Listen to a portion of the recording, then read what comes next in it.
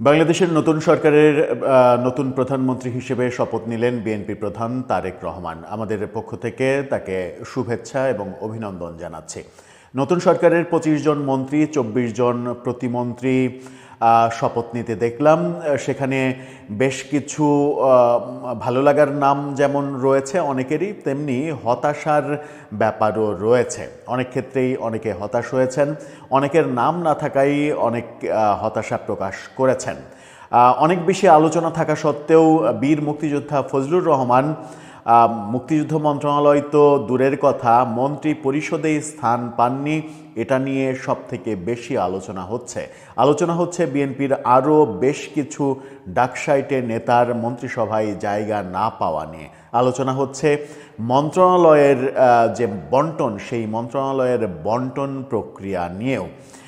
Technocrat কোটায় একজনকে নিয়ে এসে তাকে কৃষিমন্ত্রী করার ব্যাপারটাও খুব একটা স্পষ্ট বোঝা যাচ্ছে না। সাধারণত টেকনোক্র্যাট কোটায় মন্ত্রী তাদেরই করা হয় যে সকল মন্ত্রণালয়ে সাধারণত এক্সপার্টের প্রয়োজন হয়, এবং এই এক্সপার্ট হওয়ার কারণে অনেককে টেকনোক্র্যাটে আনা হয়। যেমন একটা অর্থ মন্ত্রণালয়ের একটা ব্যাপার রয়েছে, কখনো কখনো পররাষ্ট্র মন্ত্রণালয়ের ব্যাপার রয়েছে, কখনো কখনো বিজ্ঞান প্রযুক্তি মন্ত্রণালয়ের ব্যাপার রয়েছে, সংস্কৃতি মন্ত্রণালয়ের ব্যাপার রয়েছে, তথ্য মন্ত্রণালয়ের ব্যাপার রয়েছে। এই ব্যাপারগুলোতে সাধারণত আমরা টেকনোক্র্যাট ব্যাপারটা দেখে থাকি, কিন্তু বিএনপি সরকারে আমরা দেখলাম যে কৃষি মন্ত্রণালয় দেয়া হয়েছে টেকনোক্র্যাট মন্ত্রীকে। সব মিলে বিএনপির মন্ত্রিসভা কেমন হলো, কারা কারা থাকলেন না, বীর মুক্তিযোদ্ধা ফজলুর রহমানের জায়গা কেন হলো না, মুক্তিযুদ্ধ মন্ত্রণালয় কে পেলেন, চলুন একটু আলোচনা করে বোঝার চেষ্টা করি কোন পথে এগোচ্ছে বিএনপির নতুন সরকার। থাকবেন পলিটিক্স টিভির নিয়মিত দর্শক। বলছিলাম বিএনপির নতুন সরকার শপথ গ্রহণ করলো, এবং বিএনপির নতুন সরকার যখন শপথ গ্রহণ করলো তখন আমরা দেখলাম যে এই শপথ গ্রহণ অনুষ্ঠানে এনসিপিকে দেখা যায়নি, জামাতকে দেখা যায়নি। সেই ব্যাপারগুলো আছে। এনসিপি ফেসবুক পোস্ট দিয়ে এটা প্রত্যাখ্যান করেছে, কারণ বিএনপি সাংবিধানিক পরিষদের শপথ নেয়নি। এই ব্যাপারগুলো আমরা দেখেছি। শেষ পর্যন্ত মহামান্য রাষ্ট্রপতি এই শপথ পরিচালনা করলেন। সেখানে মন্ত্রিপরিষদের যে ব্যাপারগুলো দেখলাম, সেখানে সব থেকে বেশি মানে হতাশার জায়গাগুলো আগে বলি। হতাশার জায়গাগুলো হচ্ছে বীর মুক্তিযোদ্ধা ফজলুর রহমান, তাকে মন্ত্রিত্ব দেয়া হয়নি। গত রাত পর্যন্ত যার নাম সব থেকে বেশি আলোচনায় ছিল যে মুক্তিযুদ্ধ মন্ত্রণালয়ে তাকে দেয়া হবে, মুক্তিযুদ্ধ মন্ত্রণালয় তো অনেক দূরের কথা, মন্ত্রী পরিষদেই তাকে জায়গা দেওয়া হয়নি। আমরা এর আগে একটা ভিডিওতে এরকম আলোচনা করেছিলাম যে মুক্তিযুদ্ধ মন্ত্রণালয়ের দায়িত্ব পেলে কি তিনি 32 নম্বর আবার নতুন করে গড়ার দিকে যাবেন। গত কয়েকদিনে ফজলুর রহমানের যে ফেসবুক অ্যাক্টিভিজম, সেই ফেসবুক অ্যাক্টিভিজমে বঙ্গবন্ধুকে প্রাধান্য দেওয়া, এই ব্যাপারগুলো দেখে আমার নিজের মধ্যেও এক ধরনের সন্দেহ তৈরি হচ্ছিল যে শেষ পর্যন্ত বিএনপি তাকে মন্ত্রিসভায় এনে কিংবা মুক্তিযুদ্ধ মন্ত্রণালয়ের মতো সেন্সিটিভ একটা মন্ত্রণালয় দেওয়ার মতো রিস্ক নেবে কিনা। যদি মুক্তিযুদ্ধ মন্ত্রণালয় ফজলুর রহমানকে দেয়া হতো, তাহলে তিনি চাইতেন বঙ্গবন্ধুর যে সম্মান, সেই সম্মান প্রতিষ্ঠিত করা হোক প্রাতিষ্ঠানিকভাবে, যেটা বিএনপির রাজনীতির জন্য একটা বিব্রতকর পরিস্থিতি হতে পারত। তিনি সুর তুলতে পারতেন 32 নম্বর বঙ্গবন্ধুর বাড়ি আবার নতুনভাবে তৈরি করে দিতে হবে সরকারকে, এবং সরকার সেই উদ্যোগ নেবে।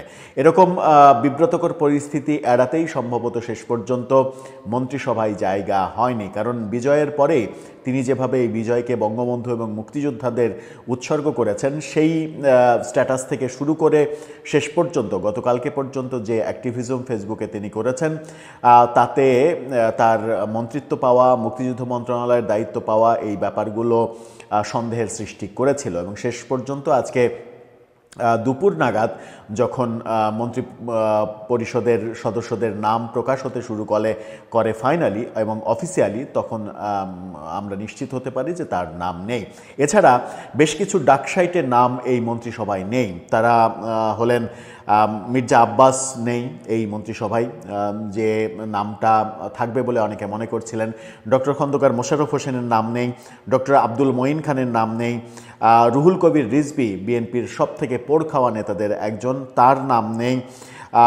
নাম নেই নজরুল ইসলাম খানের, আমানুল্লাহ আমানের মতো ডাকসাইটে ছাত্রনেতা থেকে উঠে আসা নেতার নাম নেই, গয়েশ্বরচন্দ্র রায়ের নাম নেই, বিএনপি জোটের প্রার্থী যাকে মন্ত্রী করা হবে বলে, ফুল মন্ত্রী করা হবে বলে আলোচনা ছিল, তথ্য মন্ত্রণালয়ের দায়িত্ব দেওয়া হবে বলে আলোচনা ছিল, সেই আন্দালিব রহমান পার্থর নাম নেই। এই নামগুলো আমরা দেখছি না। এই নামগুলো কেন নেই তার মানে কারণ খুঁজতে গিয়ে আমরা যেটা পাচ্ছি, ডক্টর খন্দকার মোশাররফ হোসেন তিনি রাষ্ট্রপতি হতে চলেছেন এবং শেষ পর্যন্ত স্পিকার হিসেবে বিএনপি পছন্দ করছে সম্ভবত ডক্টর আব্দুল মঈন খানকে। সেই কারণেই মন্ত্রিপরিষদে এই দুইজনের নাম নেই। কিন্তু বাকি যাদের নাম নেই তাদেরকে কিভাবে বিএনপি মূল্যায়ন করবে সেটা একটা বড় ব্যাপার। এই আমরা দেখছি নজরুল ইসলাম খান যার নাম নেই, তিনি সম্ভবত প্রধানমন্ত্রীর উপদেষ্টা কিংবা মানে মুখ্য উপদেষ্টা এরকম একটা জায়গায় তাকে নেওয়া হতে পারে, এই গুঞ্জন রয়েছে। মন্ত্রিপরিষদে শেষ পর্যন্ত কারা দায়িত্ব পেলেন চলুন একটু জেনে দেখি। কোন মন্ত্রণালয় কারা দায়িত্ব পেলেন তো সবাই জানেন আপনারা। কোন মন্ত্রণালয় কে পেলেন সেই আলোচনায় আমরা দেখছি যে মির্জা ফখরুল ইসলাম আলমগীর তাকে দেওয়া হয়েছে স্থানীয় সরকার মন্ত্রণালয়।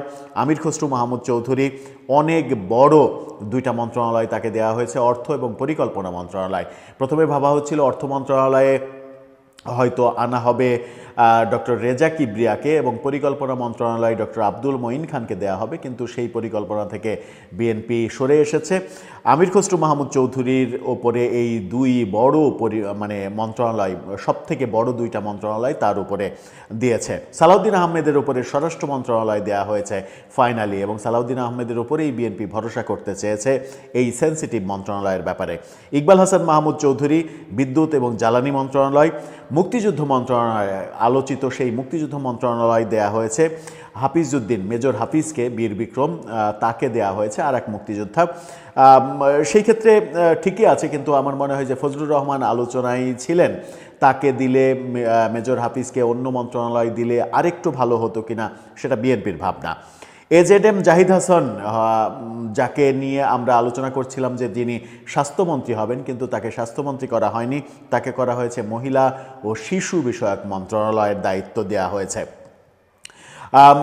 মন্ত্রণালয়ের সব থেকে চমকের নাম ডক্টর খলিলুর রহমান, অন্তর্বর্তীকালীন সরকারের আলোচিত সমালোচিত বিতর্কিত উপদেষ্টা ডক্টর খলিলুর রহমান, যার এক সময় বিএনপি পদত্যাগও চেয়েছিল, যেটা নিয়ে আমরা আলাদা একটা ভিডিওতে কথা বলেছি।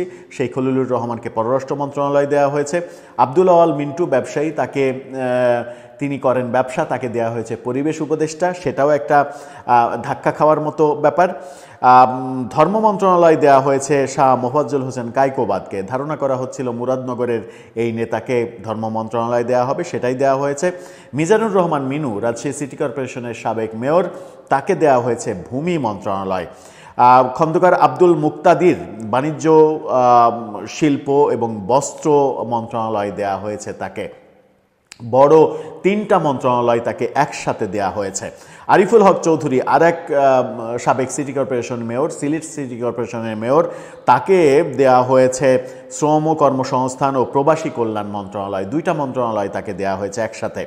জহিরুদ্দিন স্বপন, আলোচিত তথ্য মন্ত্রণালয় যেটা সরকারের অন্যতম গুরুত্বপূর্ণ মন্ত্রণালয়, সেই তথ্য মন্ত্রণালয়ে আনা হয়েছে জহিরুদ্দিন স্বপনকে, যিনি সাবেক বাম নেতা, বাম দল থেকে বিএনপিতে এসেছিলেন রাজনীতি করতে, তাকে তথ্যমন্ত্রী হিসেবে ভাবছে, দায়িত্ব দিচ্ছে বিএনপি। আমিনুর রশিদ, যে কথা বলছিলাম যে টেকনোক্র্যাট মন্ত্রী হিসেবে একজনকে এনে কৃষি মন্ত্রণালয়ের দায়িত্ব দেওয়া হয়েছে আমিনুর রশিদকে। আফরোজা খানম রীতা, তাকে দেওয়া হয়েছে বিমান মন্ত্রণালয়। শহীদউদ্দিন চৌধুরী অ্যানি, যাকে শোনা যাচ্ছিল যে স্বরাষ্ট্র প্রতিমন্ত্রী করা হবে, তাকে দেওয়া হয়েছে ফুল মন্ত্রী হিসেবে এনে পানি সম্পদ মন্ত্রণালয়। আসাদুল হাবিব দুলু, দুর্যোগ ও ত্রাণ মন্ত্রণালয়। আসাদুজ্জামান, সাবেক অ্যাটর্নি জেনারেল, তিনি পেয়েছেন আইন মন্ত্রণালয়, খুবই গুরুত্বপূর্ণ একটা মন্ত্রণালয়। এহসানুল হক মিলন, তাকে দেওয়া হয়েছে একই সাথে দুই মন্ত্রণালয়, শিক্ষা মন্ত্রণালয় সাথে প্রাথমিক ও গণশিক্ষা মন্ত্রণালয়। দুইটা মন্ত্রণালয়ের এক করে দুইটা মন্ত্রণালয়ের দায়িত্ব তাকে দেওয়া হয়েছে। সর্দার সাখাওয়াত হোসেন বকুল, যিনি স্বাস্থ্য মন্ত্রণালয়ের আলোচনায় ছিলেন না, কিন্তু তাকে স্বাস্থ্য মন্ত্রণালয় দেওয়া হয়েছে। ফকির মাহবুব আনাম, ডাক ও টেলিযোগাযোগ মন্ত্রণালয় দেওয়া হয়েছে তাকে। এছাড়া একটা বড় মানে তিনটা মন্ত্রণালয় একসাথে করে দেয়া হয়েছে শেখ রবিউল আলম, ঢাকা 10 থেকে নির্বাচিত। এই নেতাকে দেয়া হয়েছে সড়ক, রেলপথ ও নৌ পরিবহন মন্ত্রণালয়। অর্থাৎ যোগাযোগের সব মন্ত্রণালয় এক জায়গায় করা হয়েছে, এক জায়গায় করে তাকে দায়িত্ব দেওয়া হয়েছে। তিনটা আলাদা মন্ত্রণালয়ে একজনকে দেওয়া হয়েছে। এটা একটা বড় চমক। মানে অর্থ পরিকল্পনা মন্ত্রণালয়ের পরে সবচেয়ে বড় দায়িত্ব শেখ রবিউল আলম, তার উপরে দেয়া হয়েছে বলেই দেখছি আমরা। নিতাই রায় চৌধুরী, আলোচিত সংস্কৃতি মন্ত্রণালয়ের দায়িত্ব তাকে দেয়া হয়েছে। এখানে আবারও গতরাতে আমরা খবর পেয়েছিলাম অন্য আরেকজনের দায়িত্ব দেয়া হবে। খবর আসছিল যে জোনায়েদ সাকির উপরে এই দায়িত্ব দেওয়া হবে, কিন্তু শেষ পর্যন্ত নিতাই রায় চৌধুরীকে এই দায়িত্ব দেওয়া হয়েছে। সাংস্কৃতিক কর্মীরা বোধহয় আর এক ধাক্কা হতাশ হলেন যে এই জায়গায় কোনো সাংস্কৃতিক ব্যক্তিত্বকে বিএনপি খুঁজে পায়নি। আমরা যদি একটু প্রতিমন্ত্রী কয়েকজনের দিকে তাকাই, তাহলে খুবই গুরুত্বপূর্ণ কয়েকটা মন্ত্রণালয় প্রতিমন্ত্রী হিসেবে দেওয়া হয়েছে। সাকিকে অর্থ এবং পরিকল্পনা মন্ত্রণালয়, জোনায়েদ সাকি তাকে দেয়া হয়েছে অর্থ এবং পরিকল্পনা মন্ত্রণালয়ের মতো বিশেষ মানে বড় গুরুত্বপূর্ণ মন্ত্রণালয়ের প্রতিমন্ত্রী হিসেবে। অর্থ মন্ত্রণালয়ের ব্যাপারে জোনায়েদ সাকি কিভাবে বিশেষজ্ঞ হলেন আমার ব্যক্তিগতভাবে জানা নেই, তবে এই মন্ত্রণালয়ে তাকে যেহেতু দেয়া হয়েছে তাহলে ধরে নেওয়া যেতেই পারে যে জোনায়েদ সাকি হয়তো অর্থ ব্যাপারে এক্সপার্ট, সাথে পরিকল্পনাও করবেন, আগামীর বাংলাদেশের পরিকল্পনা করবেন জোনায়েদ সাকি। ববি হাজ্জাজ, তাকে দেওয়া হয়েছে গুরুত্বপূর্ণ শিক্ষা ও প্রাথমিক গণশিক্ষা মন্ত্রণালয়ের প্রতিমন্ত্রী হিসেবে। এটাও খুবই গুরুত্বপূর্ণ একটা জায়গা। ইশরাক হোসেন, মুক্তিযুদ্ধ মন্ত্রণালয়ে কেন মন্ত্রী প্রতিমন্ত্রী দুইজনকে দিতে হলো এটা আমার মাথায় ঢোকে না। ইশরাক হোসেনকে দেওয়া হয়েছে মুক্তিযুদ্ধ প্রতিমন্ত্রীর দায়িত্ব। এই মন্ত্রণালয়ে দুইজন আদৌ দরকার আছে কিনা সেই ব্যাপারে নিশ্চয়ই মানে ভাবা যেতেই পারে। নুরুল হক নূর, গণ অধিকার পরিষদের নেতা, তাকে শেষ পর্যন্ত শ্রম ও কর্মসংস্থান মন্ত্রণালয়ের প্রতিমন্ত্রী করা হয়েছে। অনেকেই ভাবছিলেন যে তাকে হয়তো নৌ পরিবহন মন্ত্রণালয়ের দায়িত্ব দেওয়া হতে পারে। প্রথম দিকে আলোচনা ছিল তাকে ফুল মন্ত্রী করা হবে, কিন্তু শেষ পর্যন্ত প্রতিমন্ত্রী করা হয়েছে। কিন্তু জোটের আরেক প্রভাবশালী নেতা আন্দালিব রহমান পার্থ, তাকে মন্ত্রিপরিষদে আনা হলো না। দর্শক, এই যে ফজলুর রহমানকে মন্ত্রিপরিষদে আনা হলো না, মির্জা আব্বাস আলোচিত নাসিরউদ্দিন পাটোয়ারির সঙ্গে যে তুলকালাম